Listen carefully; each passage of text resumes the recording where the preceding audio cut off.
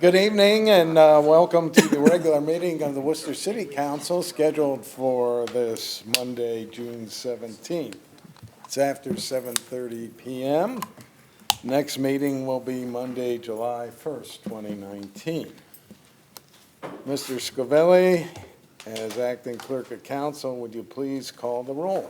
Mr. Ansel. Here. Mr. Bostancic. Here. Mr. Cavan. Here. Mr. Myers. Here. Mr. Sanders. Here. Mr. Silvestri. Here. Ms. Warden. Here. All are present, so we have a quorum. The agenda will remain as presented, and at this time, I ask you to stand and join the city council in reciting the Pledge of Allegiance. I pledge allegiance to the flag of the United States of America and to the republic for which it stands, one nation, under God, indivisible, with liberty and justice for all. Thank you.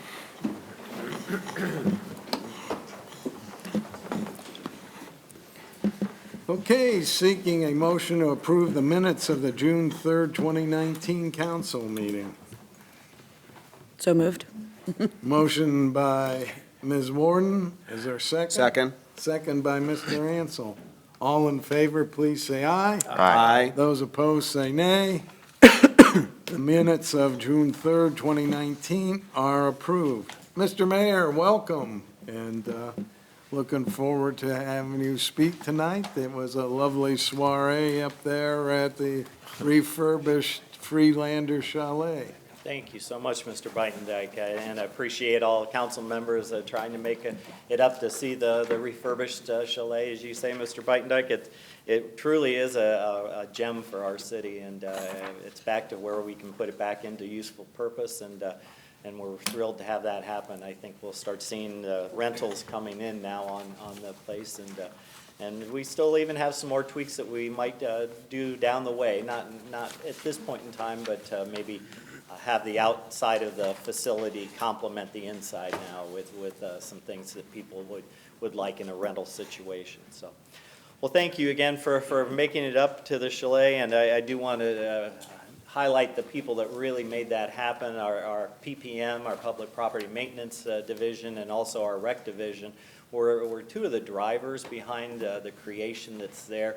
Our PPM guys did all of the work that we did not have to contract out, such as the HVAC system. We don't have people on staff that deal in HVAC systems. The tiling, there are people that do that for a living and that. But really, most of the creation that you saw there, the walls and how nice they looked, the redo of the fireplace and the restrooms and the kitchen, that was all our team and the talent that we have on board. So they really did a great job. Kurt Denning and Jason Borman was the sort of our building guy that knew all the angles to get things built. George Grandy was our electrician that brought the whole place up to code on that. So and then we just had all other hands on deck to make the thing happen. So it really is a true compliment to our team. Just a few things I wanted to point out since the last time we met. We've had a new opening on our Main Street. Now it's the Main Street down where it connects to Bell Avenue, but that's sort of the east end of what we've been trying to build as the Main Street. Commercial and Savings Bank has opened their new facility down there. It is really a nice facility, and it is one of the anchors that we were hoping for that end of town, and they went out on sort of the limb a little bit and said, we want to do that in Worcester, and so they built the building down across from Muddy's. So we have Muddy's and the CSB and JFAB and then the distillery, who are sort of four anchor tenants in that east side of our downtown. So I think things are finally starting to gel and come alive on that extension of the downtown. I had the privilege of being part of a team that went out to San Diego to represent our hospital in the top 100 hospitals. It's not a competition, it's a recognition. And so it was very quick trip, really more time spent on airplanes going out and back than actually probably at the meeting itself. But it was a true honor. In the room, the size of probably like the old Greenbrier Greystone area, room that size, and all the people in there were representative of the 100 hospitals that were being recognized throughout the country. And so it was really quite an honor for us to be amongst that group. And this was our 5th time winning that award, and it's all based on metrics, so it's not something you compete for. They pull information off of filings that every hospital has to do, and then analyze it and come up with who are the best of the best. Dispatch discussions, we've been continuing those on with the county, so we had one meeting here in the last 2 weeks. They're still moving forward. We're having good discussions at this point, so we're hopeful that we'll keep moving that ball forward and have something good for everybody come out of it. Kiwanis Strawberry Day happened last Tuesday.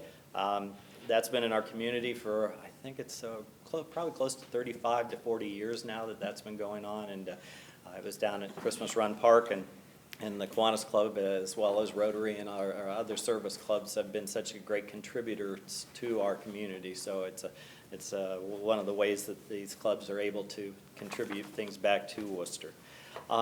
Something that happened first time for us, first time I think ever that I know of, Movies on the Square.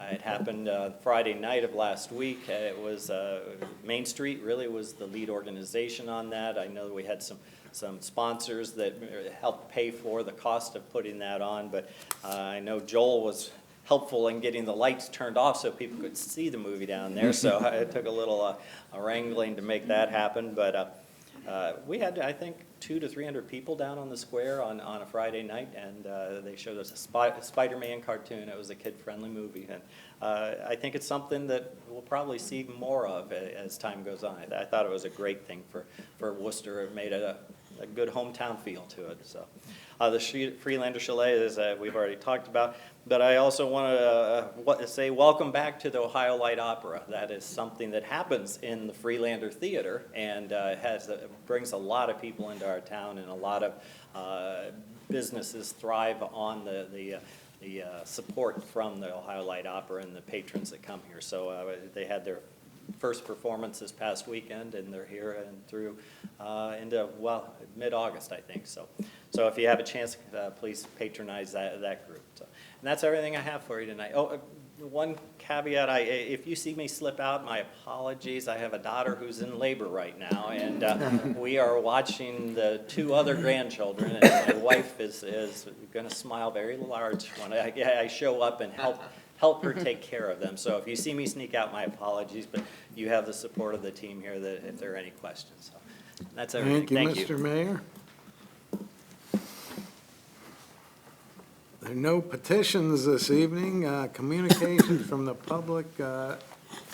I figured you folks want to speak during we're having a public hearing tonight, so we'll just move you back to that portion, unless you have a real desire to speak right now. Seeing that, we'll wait for the public hearing, which we're rolling right into. We have 2 public hearings tonight. The first is on the annual tax budget, and then the one will be on the healthcare facilities revenue bonds. Mr. Ansel. Yes, thank you, Mr. President. The first public hearing tonight is with regards to our annual tax budget filing. This is a process that we complete every year by the end of June, forecasting our tax revenue intake and our gross expenditure forecasts for the upcoming fiscal year. So that being noted, and calling to order the public hearing, we will take any comments or feedback regarding this initiative. And again, this is an annual process. It's very routine, very ordinary. We have all reviewed the financial projections, both projected incomes and projected expenses. This is not to be confused with our annual budgetary planning process that is completed by year end. But again, it's a macro, a very top-level summary of all receipts and forecasted expenditures through 2020. Are there any comments from the public or the floor this evening? Seeing none, I will take any comments from council. We'll have further discussion opportunities when we do the second reading.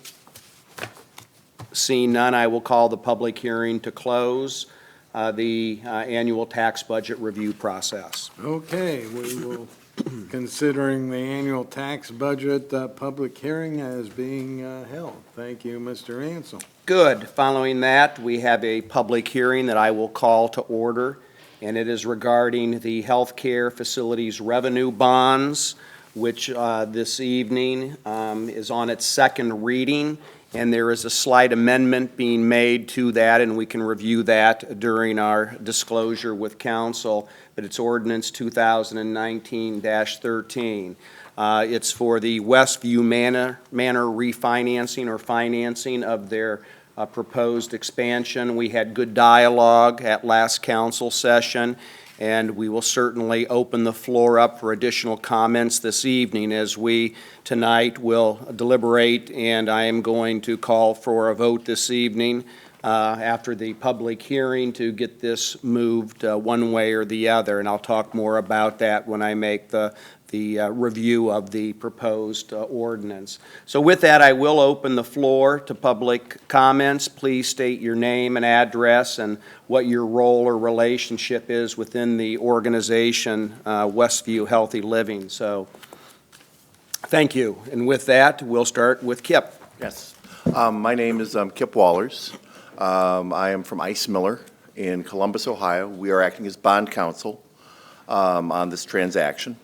The public hearing is, the purpose of this public hearing is to satisfy the requirements of Congress before a political subdivision issues tax-exempt bonds for the benefit of a 501c3 that like Westview Manor, there's a requirement for a public hearing. And so this hearing is for that purpose. The proposal is that the city would issue bonds, revenue bonds of the city, in an amount not to exceed $20 million. They are going to be, the purpose of these bonds would be to assist Westview Manor doing business as Westview Healthy Living, which is an Ohio nonprofit corporation, in financing or refinancing the acquisition, construction, installation, equipping, furnishing, and improvement of certain healthcare facilities as defined in Section 140.01 of the Ohio Revised Code. The purpose of the bonds would be to, number one, current refund the $6,985,000 adjustable rate demand healthcare facilities revenue bond series 2003, and the $4,940,000 County of Wayne, Ohio adjustable rate demand healthcare facilities revenue bond series 96. There's also a new money project, which would be to finance the acquisition, construction, equipping of certain hospital facilities, including the construction of a two-story, approximately 30,000 square foot building addition consisting of approximately 20 private long-term skilled nursing facility rooms and approximately 15 independent living units, and an approximately 22,000 square foot wellness center, all at the campus. And this is located at 1715 Mechanicsburg Road in Worcester. Probably the most important part of the public hearing is this: the bonds are going to be special obligations of the city. They will not constitute a debt or pledge of the faith or credit or the taxing power of the city. In other words, they are paid solely from the revenues of the corporation. And the city has no liability whatsoever with respect to those bonds. If there are there any questions for me? In case of any default, is there any negative credit liabilities? I mean, would it hurt our credit rating? No. Maybe that's for, no? No, the city is not liable in any way. And when you talk to the rating agencies and these things happen from time to time, and they don't ever affect the credit rating of the issuing entity. Okay. Thank you for that question, Mr. Cavan. Ms. Warden? So the way I understand it is, just to clarify, the city would be acting as almost a conduit for the funding? Correct. And who's actually providing the funding? So it is, the bonds are being purchased by a private borrower. It's First Midwest Bank. And so it's a private placement with them. Thank you. Yes, sir. If I understand correctly, too, if we issue these bonds, that does not affect our ability to borrow any other, or to put out any other bonds, correct? It does not. We can- There is a restriction on bank qualification, but as I understand it, the city has no intention of issuing new money obligations this year. Thank you, Mr. Waller. Okay, thank you.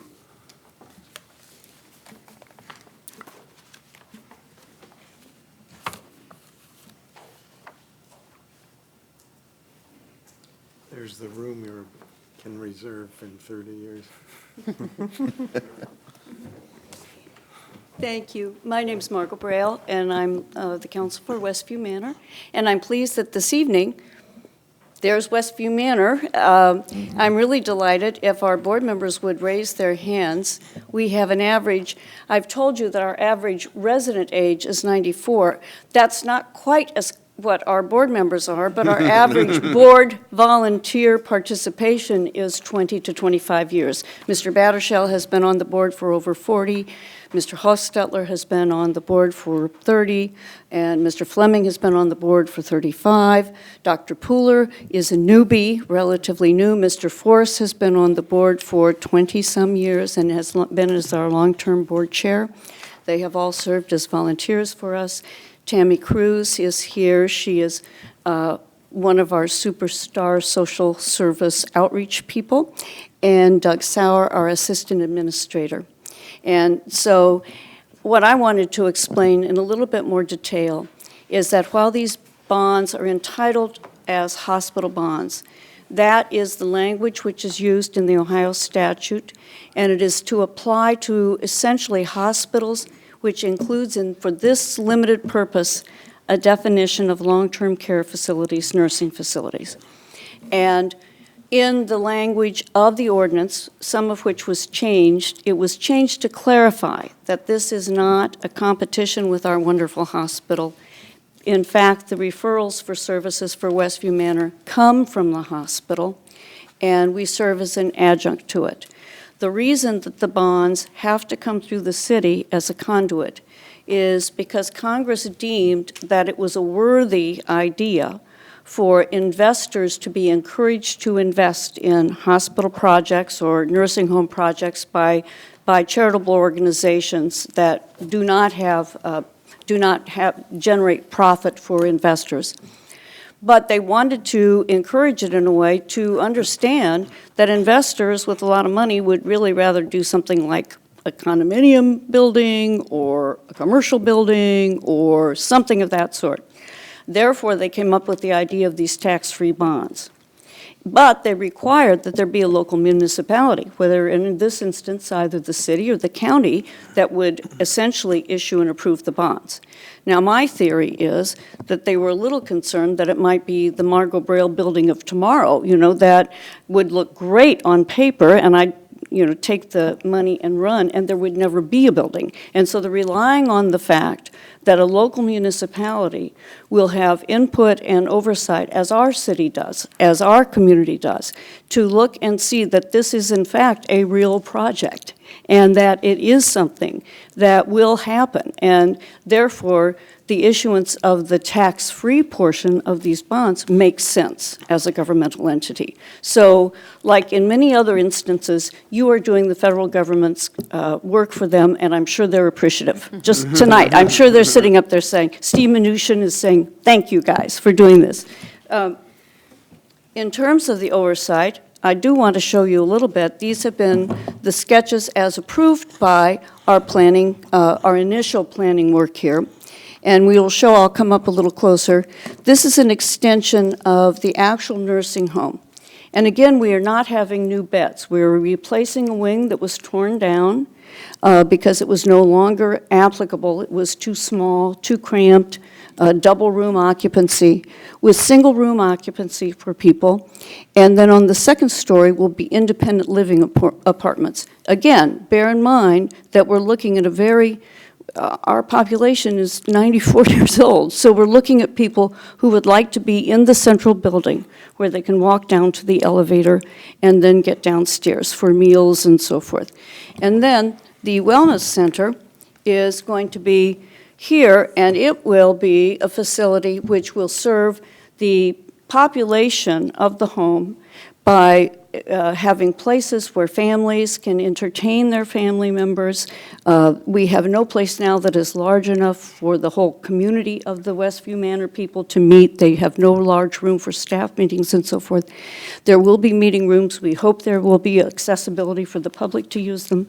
There will be additional therapy settings and therapy facilities, which I, for one, am very grateful for, because when I am 93 years old, I would not like to be doing the therapy in the room we now have, which is about this size and has glass windows, so that anybody can see little old round me doing my little old pathetic wheels. So these will be much more private and much better designed for helping our residents stay as strong and fit as they can for themselves. It is connected by a viaduct, or not a viaduct, but a corridor to the main building so that nobody has to go outside to use it. And so we think that it'll be a wonderful addition to the campus. But if I may answer any questions, I'd be delighted to. Yes? Thank you, Margot, for that summary. Thank you, Margot, for that summary. I appreciate that. You definitely clarified the fact that we as an entity, as a body, are speaking to the tangibility and therefore the validity of the project itself. And I just wanted to ask, is the city going to be doing any of the administrative work in terms of, you talked about it being a conduit and a pass-through.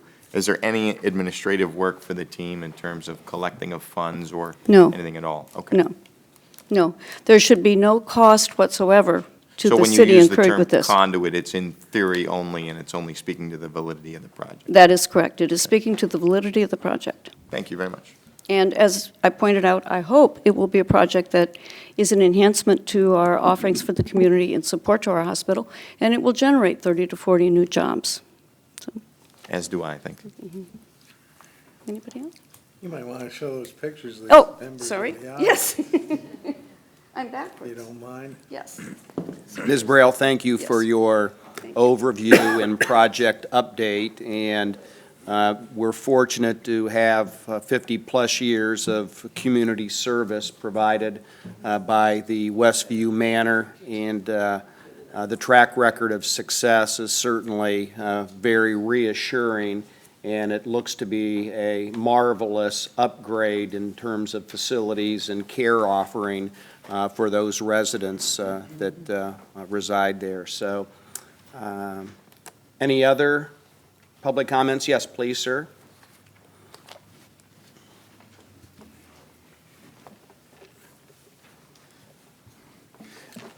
My name is Donald Battershell, 331 Lake Crest Street, Northwest, Canton, Ohio, 44709. Lest you think that I'm a carpetbagger, as Margot said, I've been on the board over 40 years, having been employed by various companies within Wayne County for over 38 years. I know what Wayne County and the city of Worcester means to all of us. And even though I don't have a residence here now, I must say that this is one of the finest communities one could ever choose to put down roots and raise a family. And to the Honorable Mr. Buitendijk and you board members of the City of Council of the City of Worcester, I thank you for the opportunity to speak on behalf of Westview Manor. Westview Manor, as you say, has been around for quite a while. In our current location, we've been there for over 57 years. Our esteemed Margot Braille mentioned 2 weeks ago at our first hearing that we've never asked someone to leave for the lack of funds. On that basis, I did a little research from that meeting, and I can attest through audited financial statements by our independent auditors that from 1916, 17, and 18, Westview Manor has contributed over $3.3 million of free service to persons who've run out of money. You say, what about a 501c3? What advantage do you have? We're able to do that because our shareholders are really the people who reside at Westview. My fellow executive committee and board members are here tonight to substantiate the fact that we have a mission and we try to live by that mission every day of our work. We've hired the very best team to manage this facility. We've been in planning now for over 7 years for this project. We've had 2 independent marketing studies that say we're doing the right thing. We have engaged and spent over $2 million in professional fees for architects and engineering and licenses to get to this point in time. We are all in, to speak. And we thank you for considering our application this evening. This is something that we've worked very hard for. We've accomplished quite a bit in the efforts to bring Westview Healthy Living to the forefront of this community. I'm reminded as I look at our Worcester Daily Record, for 2 years running now, Westview Manor has successfully earned the Best of the Best award in 9 categories. And it's astonishing even to me, even though I've been around since dirt. I can't believe that we are so successful unless I pay attention to what goes on a day-to-day basis. Nothing is for show. Everything is for the well-being of the residents who are there. Mr. Ansel, your room is being prepared. Good. And we can put a date on it, and maybe Margot would care to room next to you. But we're preparing for the future with the best staff, the best offering, and we just need an upgrade of some of our facilities to accomplish even more than what we have to date. Your vote tonight in the affirmative is so important to us, to the success of our enterprise. The people that rely on us as board members and as administrators, they can't say enough about what positive things living at Westview Manor has done for them. And so we would just ask that you seriously consider our application for these bonds. We've been here before in 2003, and I was at the microphone at that time, and some of you are different, but the plea is still the same. We want to continue on with the healthcare business for our aging community. Nobody deserves it more than your families and friends, and we thank you for that. To the extent that we're able to sustain our operations, we have spent over $210,000 just holding on to beds that we tore down 3 years ago.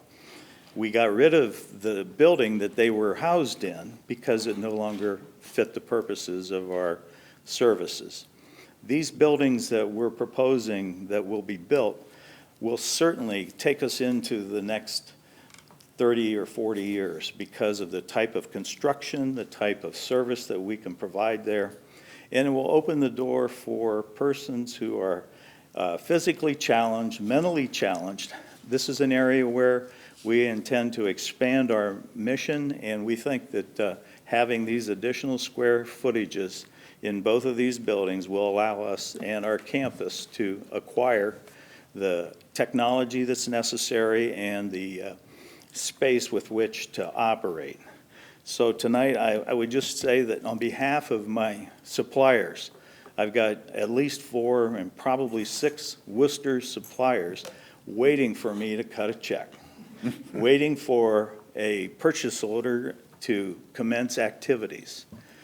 These bonds are extremely important, and on behalf of those suppliers, I would just say, give us a chance, and we'll show you what we can do with the proper support.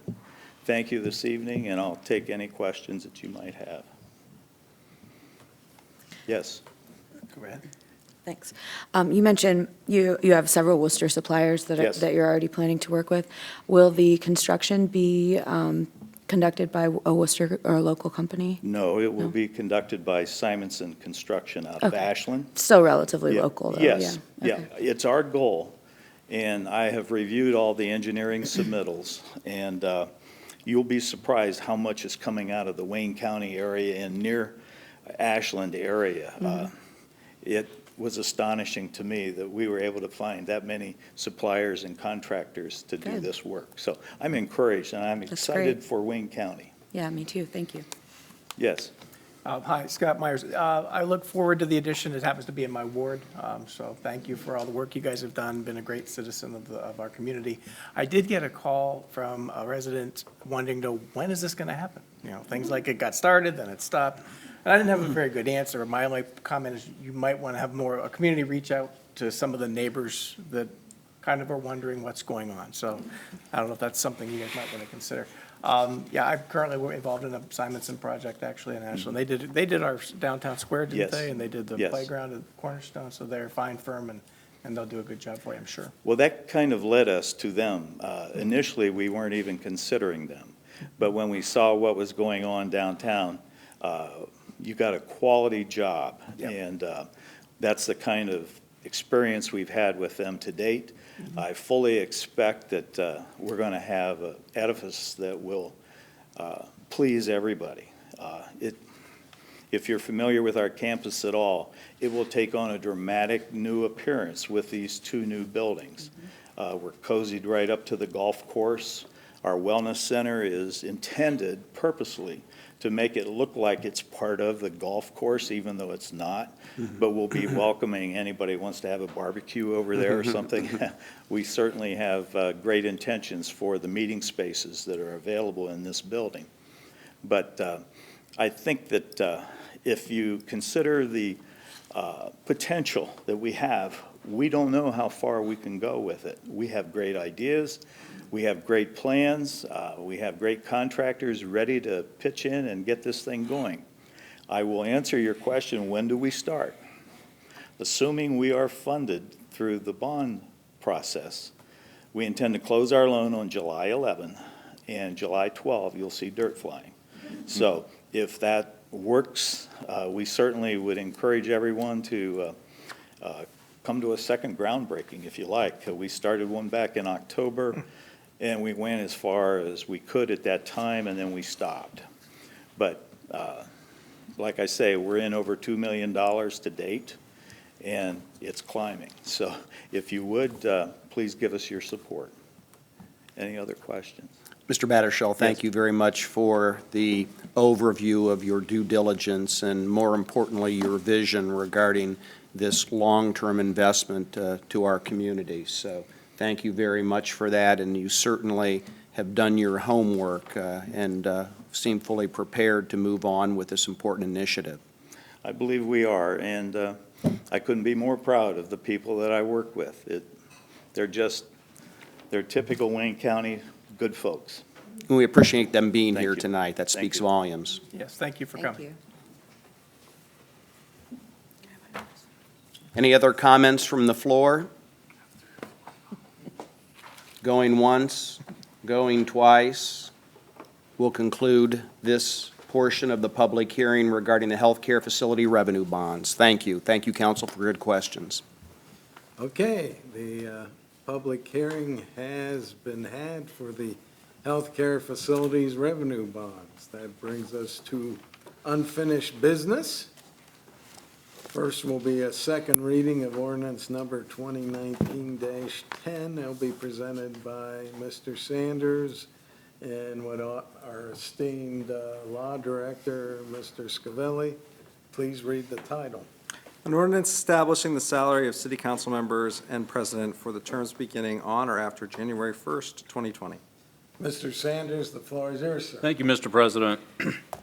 Yes, as we reviewed briefly 2 weeks ago, The Compensation Commission met and has provided us with some suggestions or what they feel are appropriate dollars in terms of potential increases for both President of Council and council members proper. There was a litany of information that was sent out, background information or backup information related to this that the administration had sent out. Hopefully everyone in council has had an opportunity to look at it. And with that, I do plan to leave this on second reading this evening, but would like to entertain any conversation if there's any questions or anything else with our fellow council members.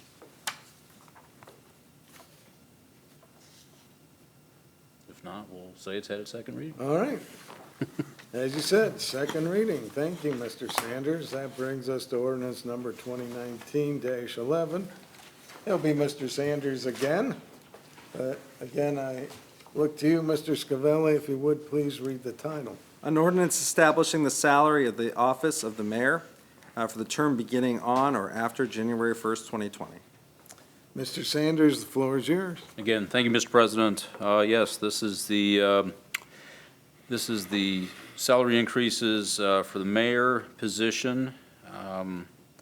Again, our kudos to the Compensation Commission for their diligence in looking at the comparable cities and providing us with the suggested increases. Again, there was a lot of information related to both this and the previous ordinance. And I will open the floor up for conversation, but at this point, I am going to leave this on second reading this evening. Mr. Sanders? Yes. Was it established in the information that was provided for the commission that whether or not the mayor's position is a full-time or part-time position? I'm going to defer that to Mr. Montgomery.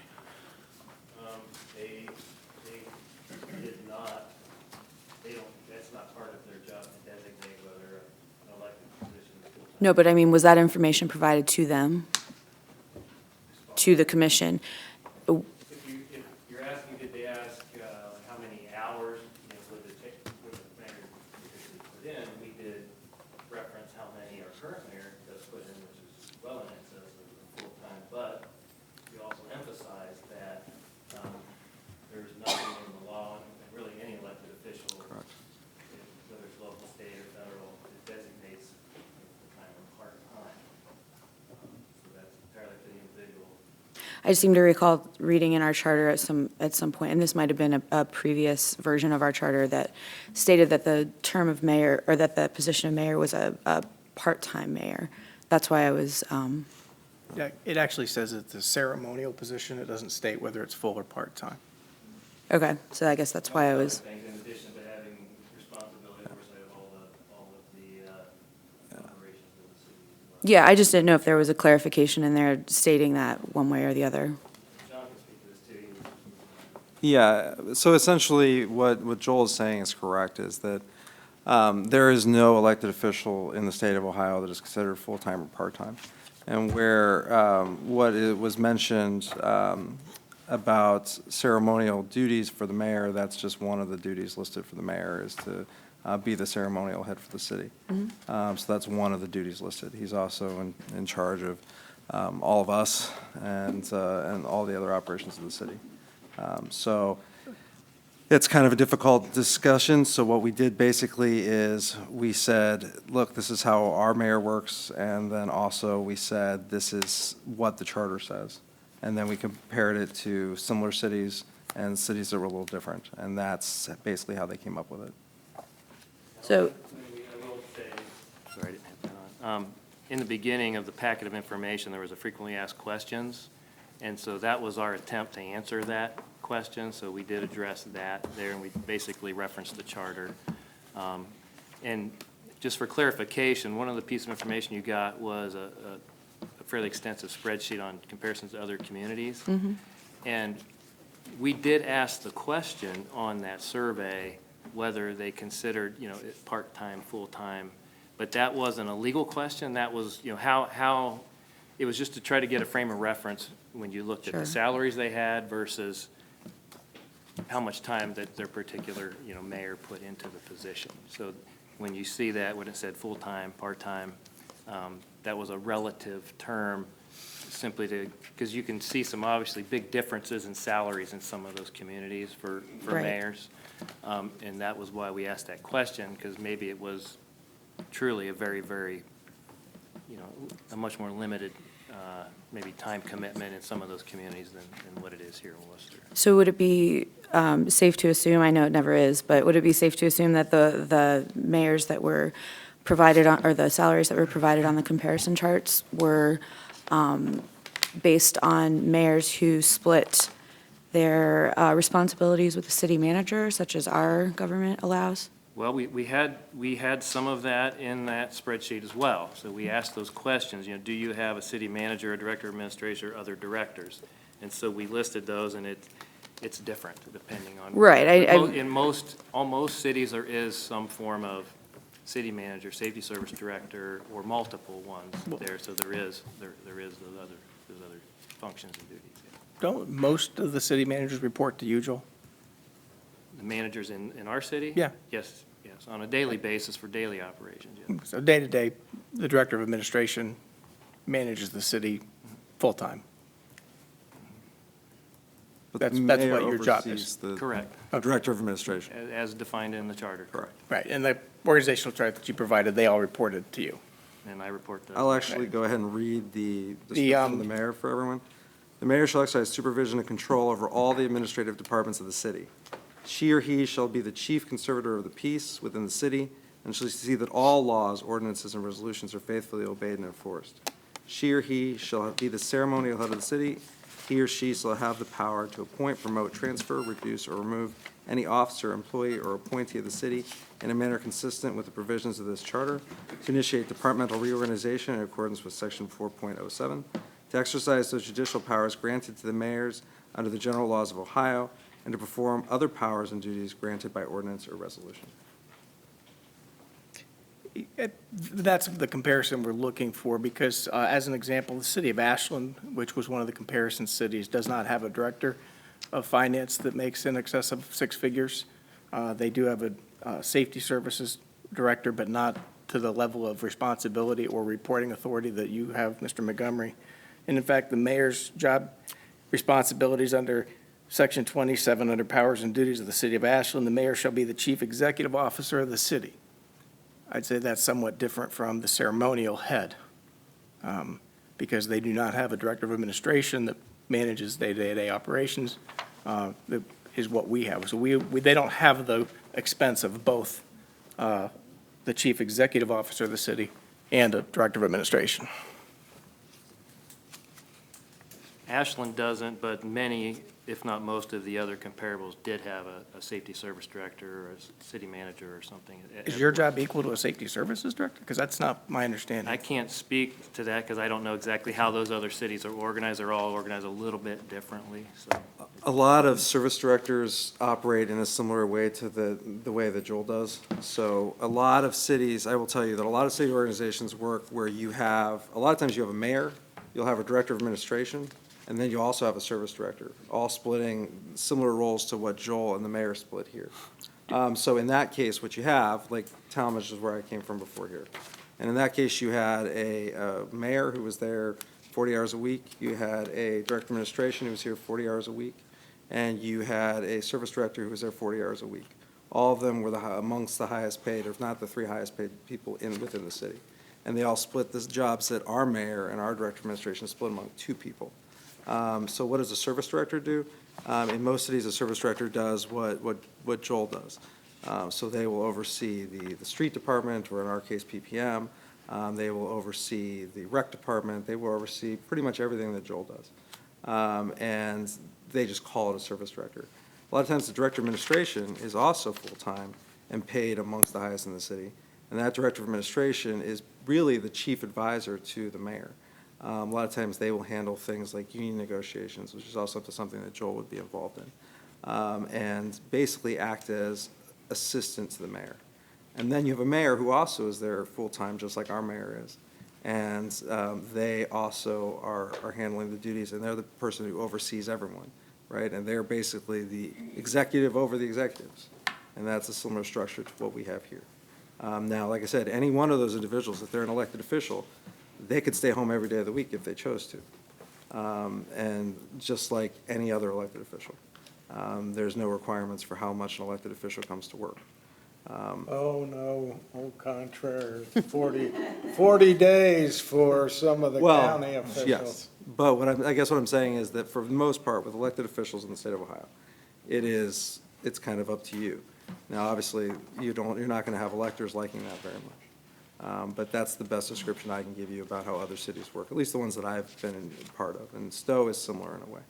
And that was what I was sort of getting at, Mr. Montgomery, was I've looked through the materials that were provided to the commission, and that was a little bit unclear on, at least to me, it wasn't very well spelled out to them, so I'm not saying that they didn't make a very well-informed decision. I just wish that would have been clarified a little bit better.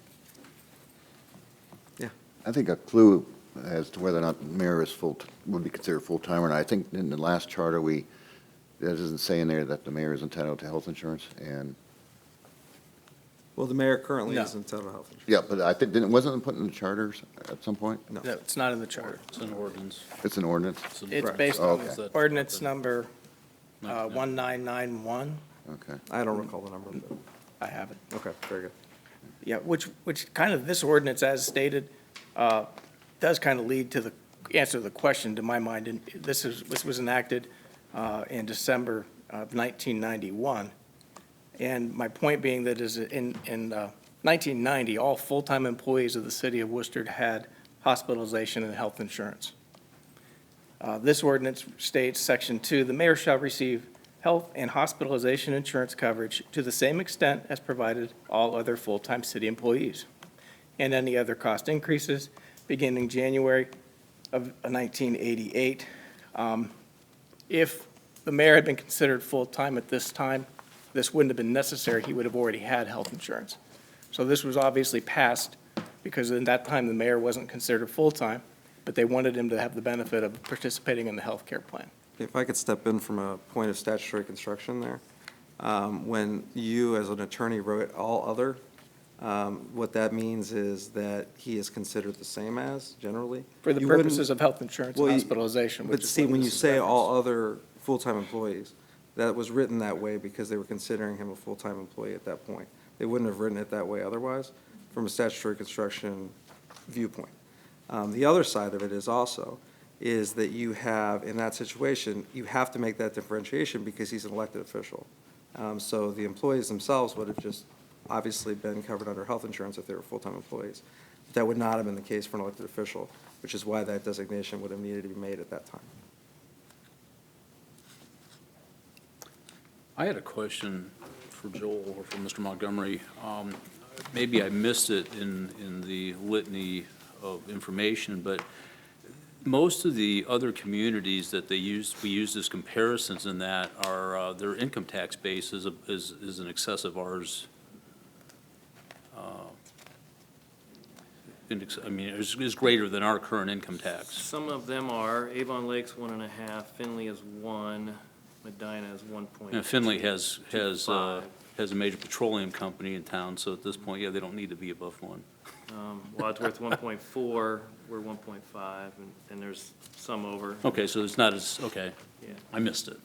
It's not as much as I thought it was then.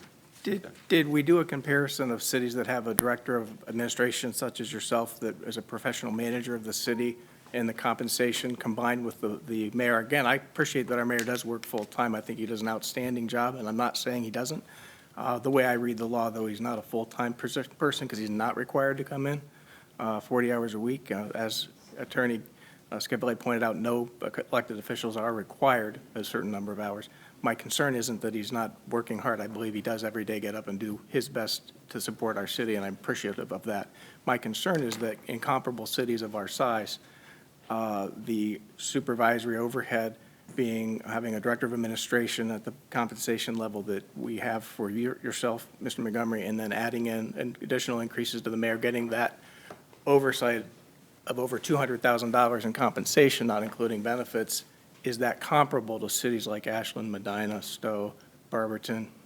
I mean, that's where I don't think a director of city services, which is most of the comparisons on there, I didn't see any other at your level that we were provided organizational charts for. We only had a few that were provided. I know they were requested of everybody, but we only had a few. So I don't know the answer. But I didn't see that total compensation package at our city, our size, getting to be that high. And I'm just looking after like financial responsibility for the council as to where we're going with that and how comparable we are to other cities. I did not ask or have Lynn ask the other communities for salaries on all of the directors or / managers, only because I don't know exactly what responsibilities they have. You know, even an organizational chart might not specifically designate Sure. that. So once you got down so far, you were never going to be comparing apples to apples. So I didn't ask for that. I am familiar with at least a couple of communities that have more overhead. And, you know, Worcester is one of those communities that's, you know, on the verge of a large city, you know, medium size. And I know a lot of communities that have more people in positions in administration than we do. They have city managers and assistant city managers. They might have a safety director, a service director, you know, and the law director. And so I am familiar with several that do have more people in those positions. Now, what they make, I don't know that. I know one, they make a good bit more, but just because I know the community. But it's hard to do an apples-to-apples comparison because every community does it a little bit different, organized just a little bit differently.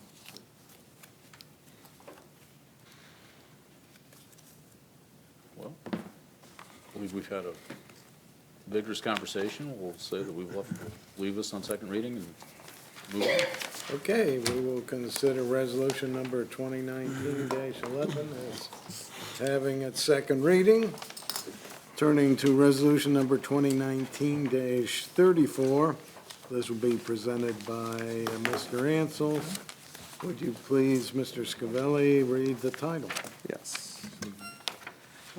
Ordinance number 2019-13, an ordinance determining the necessity of and authorizing the issue and sale of healthcare facilities revenue bonds, Series 2019 Westview Healthy Living Project of the City of Worcester, Ohio, in a principal amount not to exceed, Did you jump the gun? did I jump Yeah, one? we're in the financial sorry. budget tax. There we go. I Sorry. just like hearing you read before I decided to interrupt you. There we are, okay. I was getting ready to help. Resolution number Well, 2019-34. Replacing Mr. Paulo is a tough act to follow, so you have my sympathies.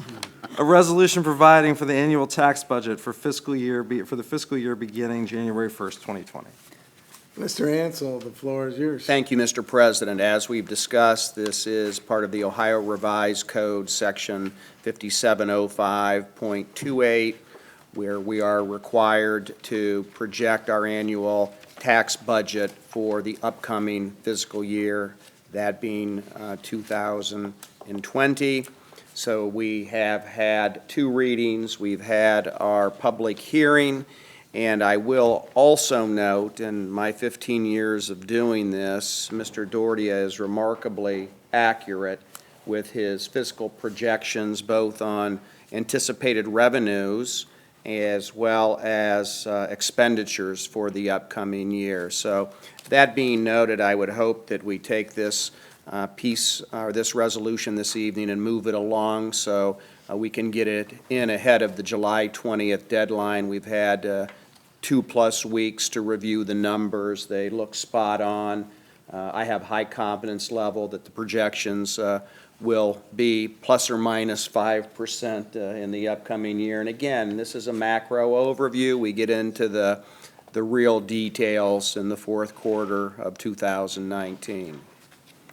So seeing no additional questions or input, I will motion to suspend the rules of council and move Resolution 2019-34 to third and final reading.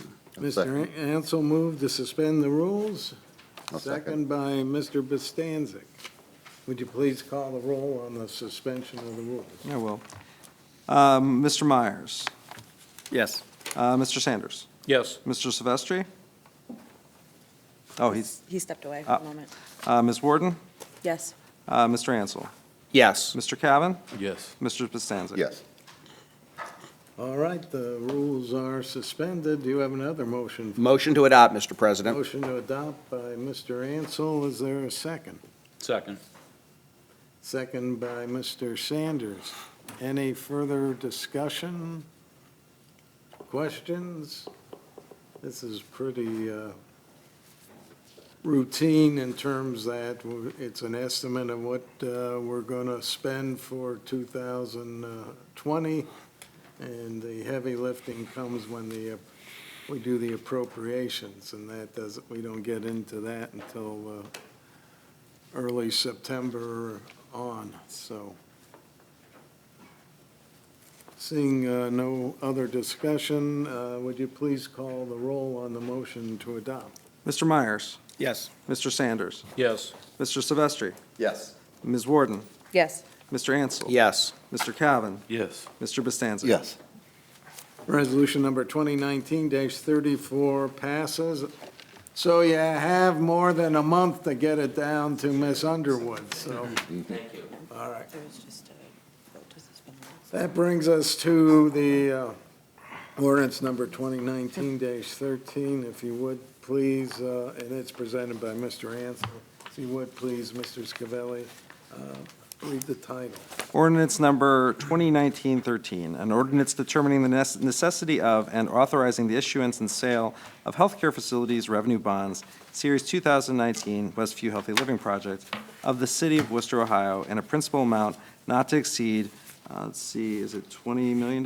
Yes. Authorizing the execution and delivery of the base lease and lease in connection therewith, authorizing the execution and delivery of a bond purchase agreement to secure such Series 2019 bonds, authorizing other documents in connection with the issuance of the Series 2019 bonds, and declaring an emergency. Mr. Ansel, the floor is yours. Yes, we've had insightful and productive discussion regarding this important initiative, and this, again, I will note, is an authorization to proceed with the bond filing application process that will have full comprehensive financial justification, review, and approval by the bonding agent, will not limit the city's borrowing ability if need be for other bonded-related projects, has no financial obligations for the city of Worcester, and is an important strategic investment on a long-term contributor to our community. I will note that for council's sake, on page 2, there is an amendment that we should be, particularly cognizant of, and I'll read it. I'll read the red line superseded version. Whereas the corporation has represented to the city that the long-term skilled nursing facility rooms to be funded with the proceeds of the bonds will be rooms designed and intended to house patients for a period of 30 or more days, and then going on. So it was clarification of the intended use for the facility upgrades, which is important, but it's really semantics. I think we all understand what the intent is. So with the amendment, do we have to make a motion to make the amended resolution before we vote on it this evening? We should, yes. I would make the motion to accept the amended, as noted, ordinance number 2019-13 this evening. Second. A motion to amend the ordinance number 2019-13, seconded by Mr. Cavan. Would you please call the roll on the motion to amend, which is in the 6th whereas? Yes. Mr. Sanders? Yes. Mr. Silvestri? Yes. Ms. Warden? Yes. Mr. Ansel? Yes. Mr. Cavan? Yes. Mr. Costanza? Yes. Mr. Myers? Yes. So ordinance number 2019-13 has been amended. That being noted, I would motion to suspend the rules this evening and move ordinance 2019-13 to third and final reading. Motion to suspend the rules by Mr. Ansel. Is there a second? Second. Second by Mr. Silvestri. Would you please call the roll on the motion to suspend the rules? Mr. Sanders. Yes. Mr. Silvestri. Yes. Ms. Warden. Yes. Mr. Ansel. Yes. Mr. Cavan. Yes. Mr. Bostancic. Yes. Mr. Meyer. Yes. Okay, the rules are suspended. Motion to adopt, Mr. President. Motion to adopt by Mr. Ansel. Is there a second? Second by Mr. Myers. Any further discussion, comments, questions? Seeing none, would you please call the roll on the motion to adopt? Mr. Sanders. Yes. Mr. Silvestri. Yes. Ms. Warden. Yes. Mr. Ansel. Yes. Mr. Cavan. Yes. Mr. Bostancic. Yes. Mr. Myers. Yes. Ordinance number 2019-13 passes. Good luck to the board and the staff. Thank you for all coming. Thank you. Just put D and S on Mr. Ansel's. I want to and personalize. he'll be able to find his way back every time. Yes. Okay, that brings us to the new business portion. These are first readings, resolution number 2019-36, which will be presented by Mr. Bostancic. If we, before we get to you, Mr. Bostancic, I will ask Mr. Scavelli to read the title. Resolution 2019-36, a resolution declaring the intent of the municipal government to appropriate certain property interests from property owners adjacent to Portage Road for purposes of proceeding with the Worcester Loop Bike Trail Phase 2. Now, this is only slated for one reading, but I don't see where it's a budget matter as opposed to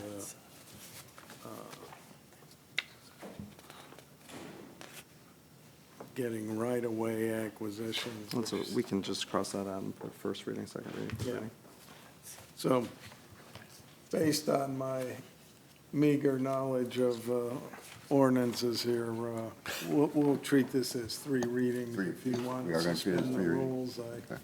I don't see that this is a major matter in terms of trying to get right-of-ways in order to complete a loop for our bike trail. So, that being said, without further ado, I turn the floor over to you, Mr. Bostancic. Okay, thank you.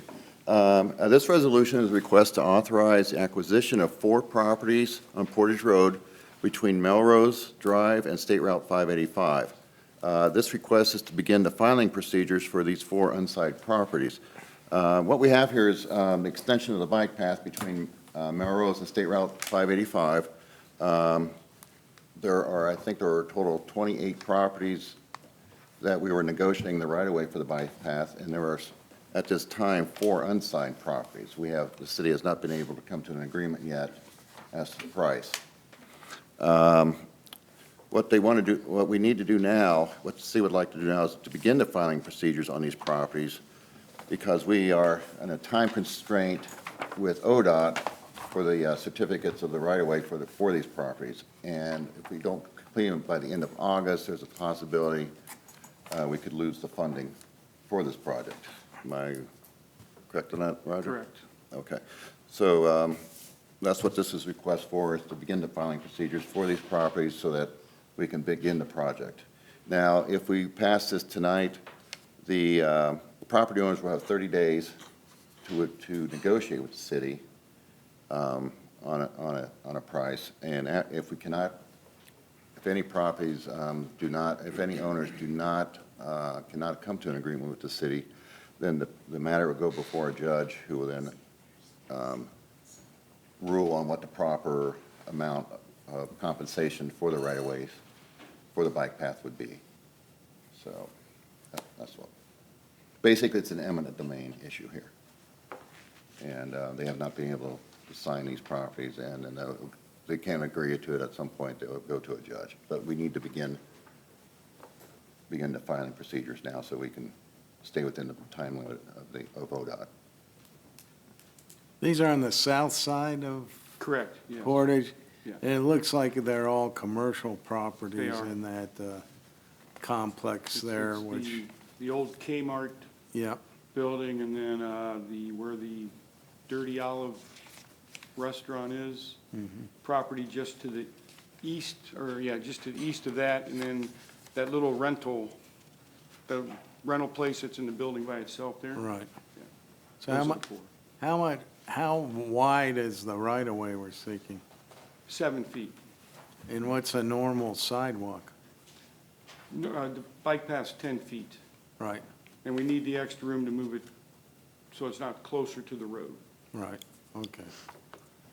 Has the other commercial property that would be east Correct, on Portage, it's signed? yes, So the former Hawkins Market parcel, correct. Is signed. Planet Fitness. so we're talking about really 4 other adjacent properties Correct. up to Melrose, and that's the only other commercial property that's signed. The other 23 were residential properties? Well, we went on Oldman Road, so we had the county, Okay, and then we had residential, and then, of course, at the hospital, which the city owns, was the other piece of property. well, the Other note. than- Other than residential. The noteworthy item is the other commercial property owner that owns roughly 25% of the total lineage that we're looking at has agreed to the purchase price. So the baseline for acceptance has been established, which is very important. So that was unbeknownst to me. Thanks for clarifying that, which is a good indicator. If there would have been a stall on all of them, there may have been a flag that the offer wasn't market competitive, but it would appear that the offer on the commercial sector was market competitive, and there's just some, Right, I mean, stonewalling there that we may have to push to the next level. right, we have a company, Oracolin, Oh, sure. that was hired to do the acquisition, so they follow all federal procedures as far as. They have the land experience and they value, know yes. what they're I mean, doing. Yes. Okay. There's an appraiser, then there's a review appraiser that reviews their work before they even make the offer. Of the 4, 2 of them are basically the same owner. Yes. One's Correct. individual, one's a business, but it's the same owner, and Roger has met with them, and our hope is that one will come to resolution prior to anything needing to be filed at this point. But timing-wise, with like Bill was saying, with the filing deadlines and the 30 days and all those things, that would push us past our deadline with ODOT if something weren't to happen. But the hope is we'll settle with all. Well, and the only unfortunate component or element of this is now we're going to incur legal costs to take it to the next level to acquire the property. Maybe. Well, Maybe. if it- Potentially. If it goes that far, Yes. yes. Okay.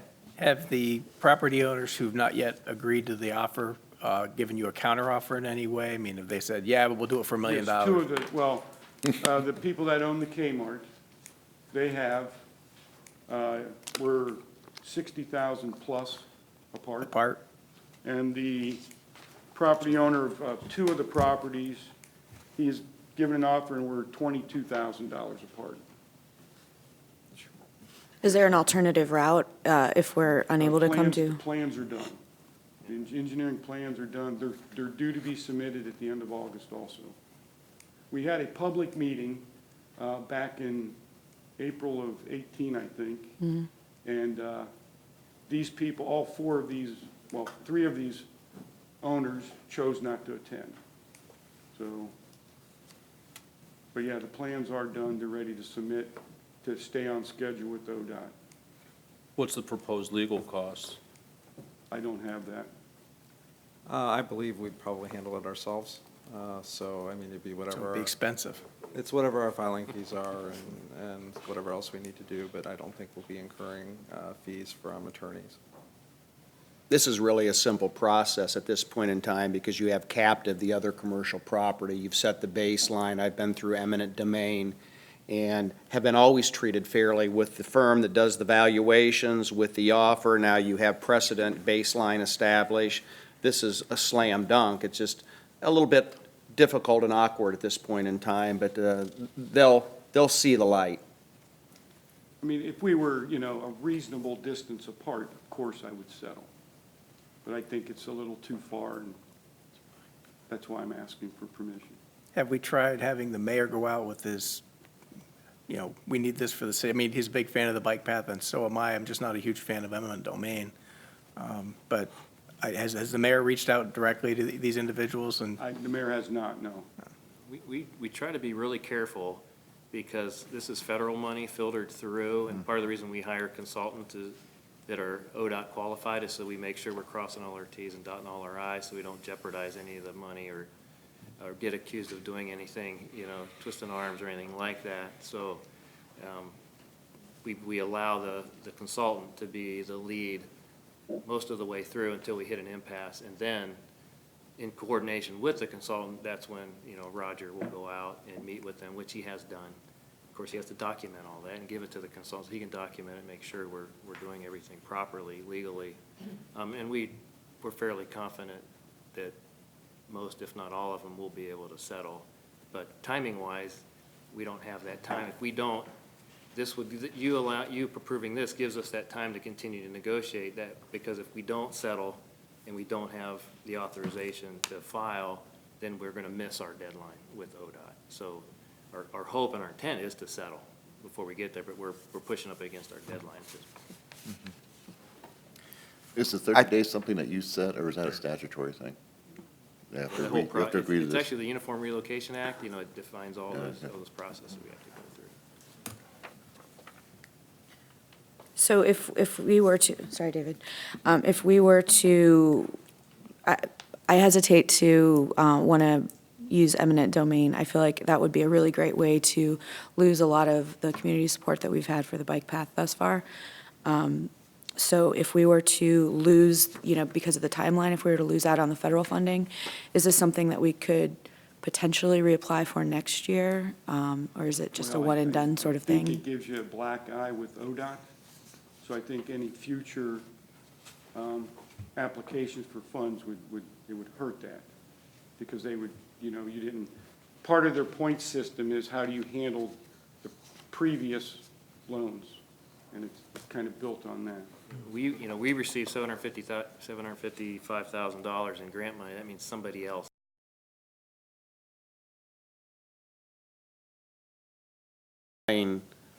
Fair valuations, that would be something that I would personally have an issue with, because the cooperating landowner wouldn't want to be negatively impacted by a significantly higher valuation on property that's going to co-join his property. And that's what the baseline's going to be set at in the eminent domain process. Roger, did we not need anything like this up Burbank Road, or did we just, was that within our? On Burbank Road? Yeah. For the phase one of the bike trail? Yeah. We did not. Okay, because that was all within our right of way. But we did need it. No, we got right away, but we didn't have any eminent domain legislation. Every roadway or bike path project we have done, we're always acquiring right-of-way from just about Right. all the parcels. And we had some issues on the east side there on 585 initially, before we ended. Friendsville, there was Yeah. legislation passed for one property on Friendsville. Same thing as we're doing here. Yep. Yeah, but, We've gone this far. And you negotiated that, we never had to. no. We've gone this far a few times, you know, a handful of times, and almost all of them, I think we've ended up settling, you know, prior to actual filing. There's been a couple times long ago on, I think, a couple of roadways we did file. Really bad first impression for them to me. I guess, when it's commercial and there's potential of bringing more customers to them, I'm not as leery about going the eminent domain route as when it's a private citizen, but the amount of property that's actually being requested is so de minimis in terms of how it impacts the rest of the real estate. I think this gives us a little leverage to be able to maybe move the negotiations closer to what the other property owner who settled got. At least that's how I see it.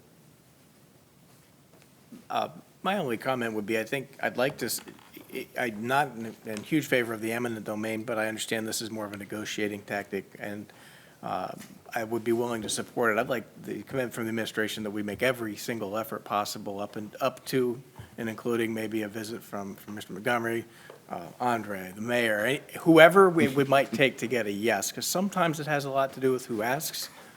Maybe we could invite that landowner from Planet Fitness that already said yes to join the meeting, say, hey, guys, this is good for all of us, we need you to, there's probably a lever somewhere or somebody that could be more influential than the consultant from out of town. Are you dealing with an I've attorney from already out of met town with on one this, of the or properties. an individual? What's that you have?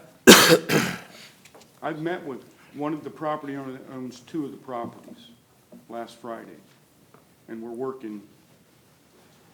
I have great confidence that you'll be able to achieve a settlement. I will try. I'm going to be fair to the citizens of Worcester, though. And I just want to make that point before we finish discussion.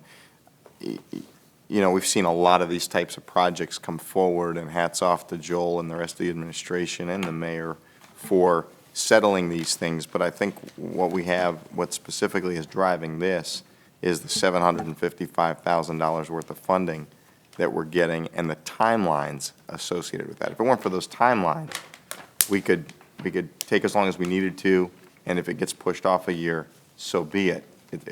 But we have an obligation because we're getting $755,000 worth of grant money into the city of Worcester that the taxpayers don't have to pay for.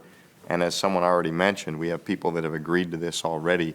It's not fair to let the project fall apart just based on 4 property owners. So that's the only reason I'll be in support of this. The owners have had, I think, well over a year now of notice that this was happening. Yeah, they first got the letter of, intro letter was in April Of 18. 18.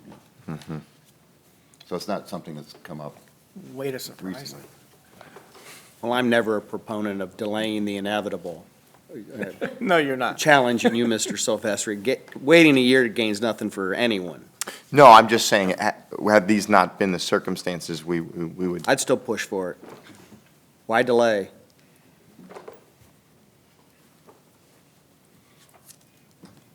That's not really where we are right now. That's not an option right No, now. I but think- it- I think giving them the point tools being to is execute their job. We're in a situation where we've given it ample time. Up until this point, we've done everything. And all I'm saying, I will support this with the agreement from the administration that we'll take every reasonable effort to secure an agreement prior to taking action. That's all. Absolutely, that's the goal. Well, Yes. they've done that. Absolutely. I know, I'm repeating myself, but They've yes, I done that every understand that. time, except in extreme cases where the individual has just not been reasonable. 7 feet. So, If looking we're at done, you, do you have a discussion. motion? Yes, I have a motion. I'd like to take this to third and final. All right, motion to suspend the rules by Mr. Bostancic. Is there a second? Second. Second by Mr. Ansel. Would you please call the roll on the motion to suspend the rules? Mr. Silvestri? Yes. Ms. Pardon me. Warden? Yes. Mr. Ansel? Yes. Mr. Cavan? Yes. Mr. Bostancic? Yes. Mr. Myers? Yes. Mr. Sanders? Yes. The rules are suspended. I look to you again, Mr. I Bostancic. move to adopt. Motion to adopt by Mr. Bostancic. Is there a second? Second. Second, Mr. Silvestri. Any further discussion? I think we've beat this around enough. Seeing none, would you please call the roll on the motion to adopt? Mr. Silvestri? Yes. Ms. Warden? Yes. Mr. Ansel? Yes. Mr. Cavan? No. Mr. Bostancic? Yes. Mr. Myers? Yes. Mr. Sanders? Yes. Okay. Can I say something briefly? If I could just ask Mr. Montgomery and whoever else is involved with the city, just please keep all of council informed as to how that progresses. That is, I believe, in my ward, and so, I'd like to at least be able to offer, some knowledge on it, if anyone were to ask me. Okay. Thanks. Okay, resolution 2019-36 passes. That brings us to ordinance 2019-14. It'll be presented by Mr. Sanders, and it is slated for 3 readings. And I think we'll be having on one of these, a public hearing next council meeting. Correct. Which one will that be, Mr. Scavelli? We'll be doing it on the annexation. Okay. So, before I get to you, Mr. Sanders, I'll ask Mr. Scavelli to read the ordinance. An ordinance accepting the annexation of territory located on the north side of Old Mansfield Road, east of its intersection with McAfee Road and contiguous to the corporation limits. Mr. Sanders, the floor is yours. Thank you, Mr. President. This is one of these requests that are, as a city council, as a city, it's hard pressed to say no when someone wants to take property that's adjacent to our community and push it inside our corporate limits. This is 21.76 or 769 acres. As Mr. Scavelli had already mentioned, between at the corner of Old Mansfield and McAfee Road. There's a number of other industrial sites moving to the east of that. To the west of that is all bottomland cornfield at the moment. And just at this point, I just thank the property owners for their interest in bringing it into the city. And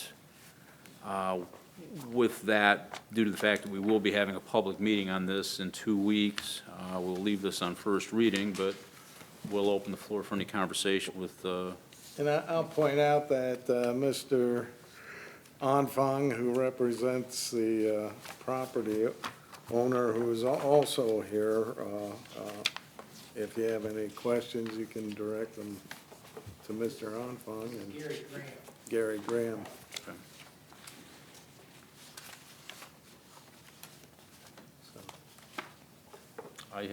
At this point, I have no questions. Like I say, just thank you for your interest in our community. We appreciate it, and at this point, we'll have our public hearing in 2 weeks, and hopefully we can move this along then.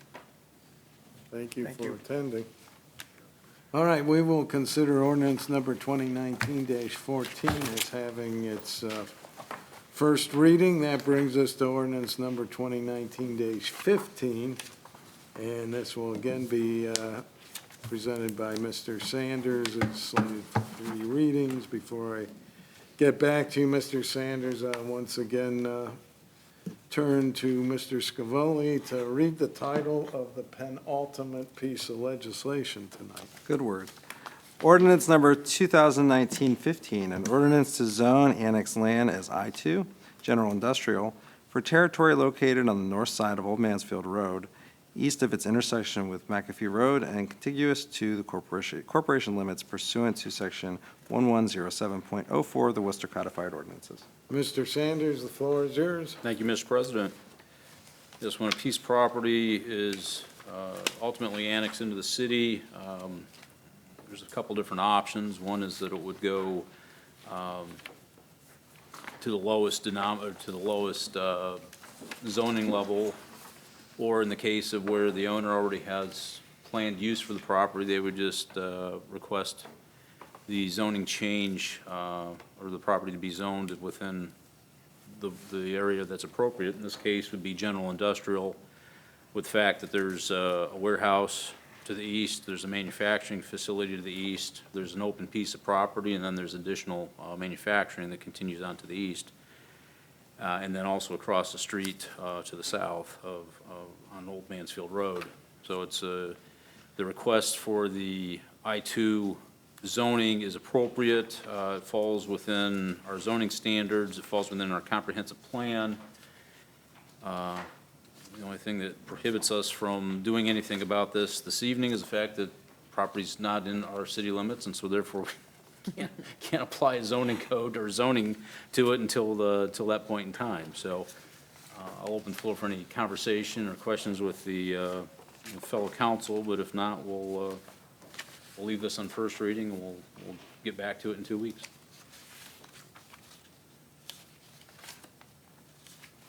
Seeing none, we will consider ordinance number 2019-15 as having its first reading.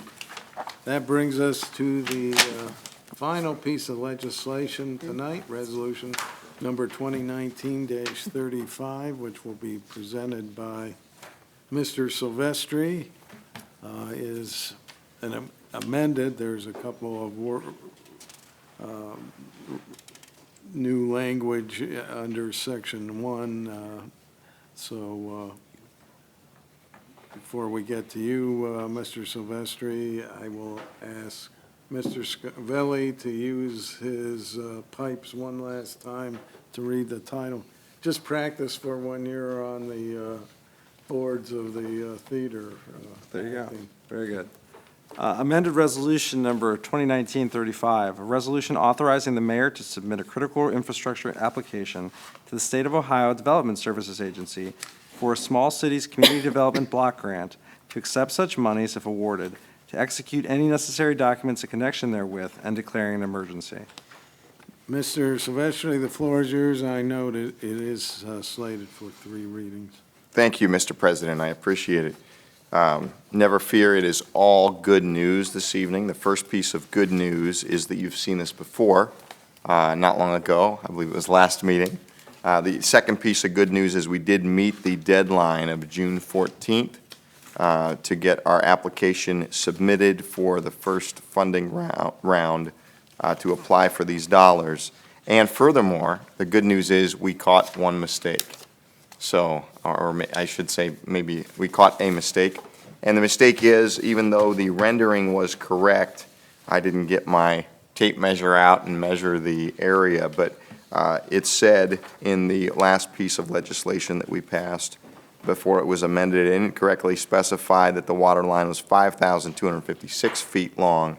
It actually is 2,565 feet long. So you see that just a few transposed numbers, all 4 correct digits, but in the wrong order.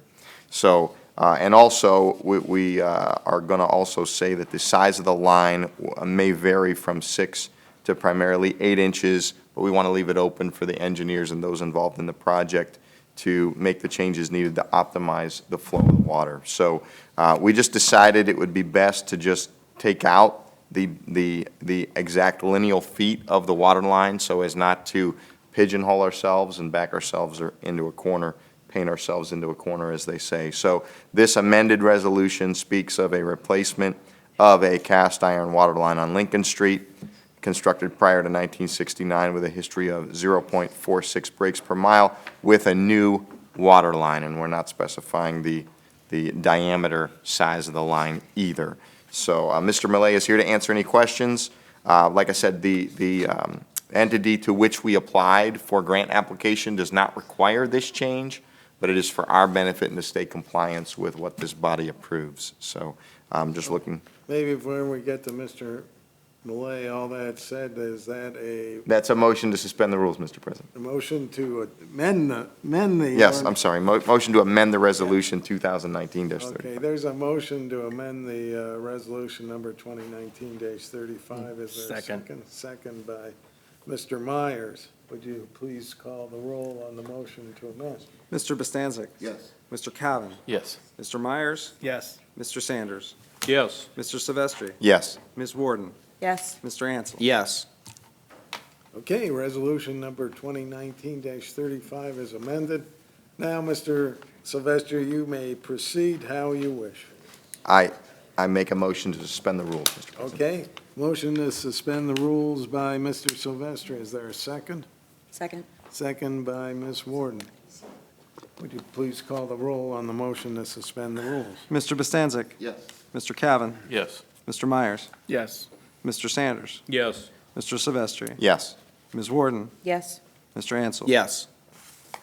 Okay, the rules are suspended. I look towards you again, Mr. Sylvester. I move for adoption, Mr. President. Motion to adopt by Mr. Silvestri. Is there a second? Second. Second by Mr. Myers. Now, turn it back over to you. I want to Mr. thank Silvestri. Mr. Millet for coming and staying through all this time. I don't know if there's any questions for him. I hope I've done it justice, Mr. Millet. Well, I do have a question. I'm assuming that since the pipe length is actually decreased by nearly half, and we're increasing the cost by $130,000, that's just due to the fact that we're using more 8-inch line versus the 4- and 6-inch line that was originally proposed. My apologies on a transposition error that I let go a little too far. The actuality is that the majority of the cost is getting the material out of the ground and the new material, which will be ductile iron, into the ground. The increase from 6 inches, which is the minimum EPA requirement for fire protection, the increase from 6 inches to 8 inches is rather nominal in the cost, but going to 8 inches gives us an optimal flow. And today's water lines, when they are installed, 8 inches preferred. It's not going to be possible on the entire extent of the line, but a large portion of it can be 8-inch. A good section of it will still remain 6 inches. And so for that variation, and again, I apologize for my role in this debacle, is sometimes we get a little too specific, and there are going to be variations in that. And so that's where we erred in the beginning, was being too specific. I'm not aware of anything changing from Roger's original estimate and plan. It was just some numbers were transposed from what he submitted it to what. Well, but the previous, when we looked at this 2 weeks ago, the estimated cost was only $500,000, now it's $630,000. Correct.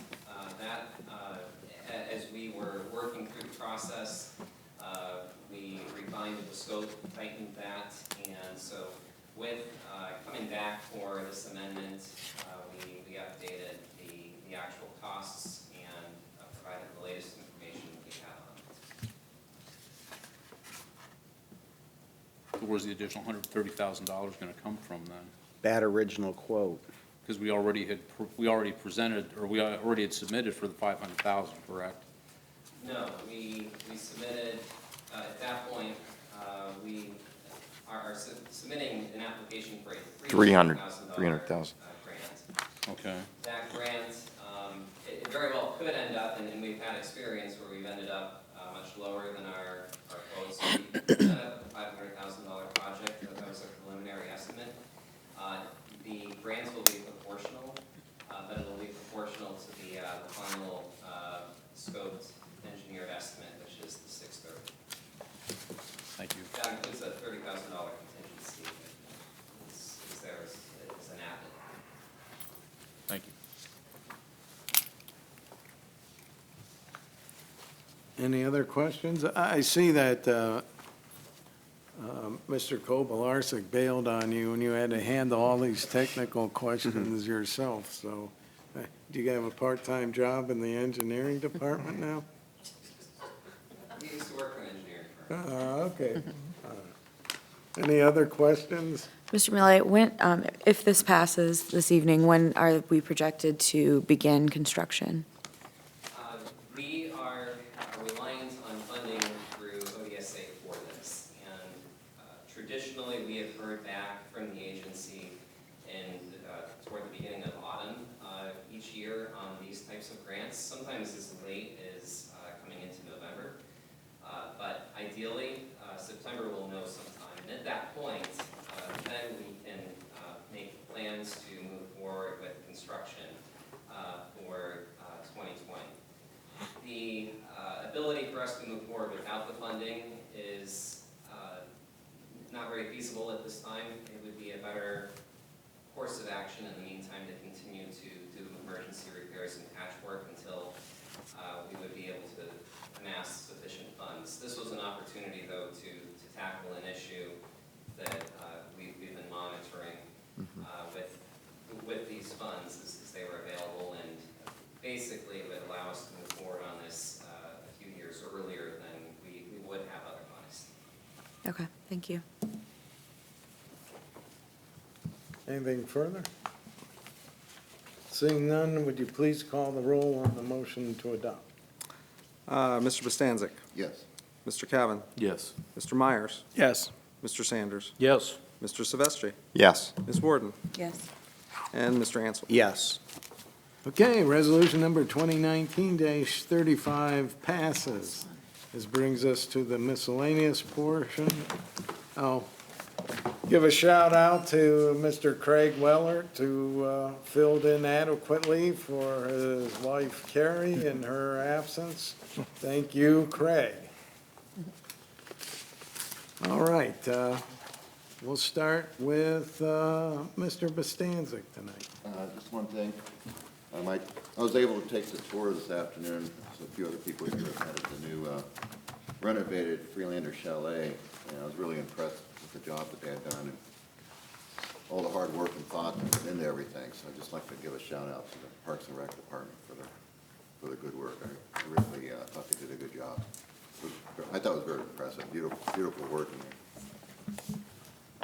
I agree. Okay, Mr. Cavan.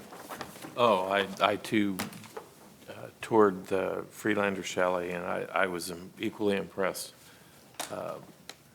Nice add to our city. We didn't have to spend money to build something that, of course, was already there, but I thought it was good stewardship of what we do have for the city to take the initiative to bring it up to modern speed and make it something very, very nice we can all be proud of. I was impressed. Thank you. Mr. Myers. Thank you. Yeah, I got a chance to tour the Freelander facility several times, once or twice actually during renovation and construction. They've done a lot of great work, and it's a part of our community to be proud of. I had my wedding reception there, but that was quite some time ago, and it's been restored to its former glory. So hats off to the city and Kurt Denning and his team. Mr. Sanders. Based on what's been said already, I have nothing to add. Mr. Silvestri. Happy to hear that the chalet at Freelander Park and Pool has been finished. I know I was there for a fishing event through the Isaac Walton League months ago, and it was not finished yet. Unfortunately, today I have a daughter turning 8, and I offered to take her to the chalet tour as part of her birthday celebration, but she said she would rather spend the time having dinner with us and with grandparents, so that's where I was. But I look forward to seeing the completed project for sure. Thanks for all the hard work. It's a breath of fresh air to have that done, and it's even more encouraging to hear that we did a lot of the work internally with our city team, so thanks. Ms. Warden. Thank you. I don't know if any of the holdouts over on Portage Road are going to watch this, this meeting this evening, but I would like to encourage them to consider working with cooperating with the city on this. I feel the bike path is something that has huge support through the city of Worcester, and that is one area or section of our community that, could use a little TLC, and I think this is a really good way to spur a little bit more retail activity over there, which would work quite nicely for the business owners, I would think. So thank you. And the last word goes to Mr. Ansel. I have nothing further, Mr. President, and I would motion to adjourn. Okay, motion to adjourn by Mr. Ansel. All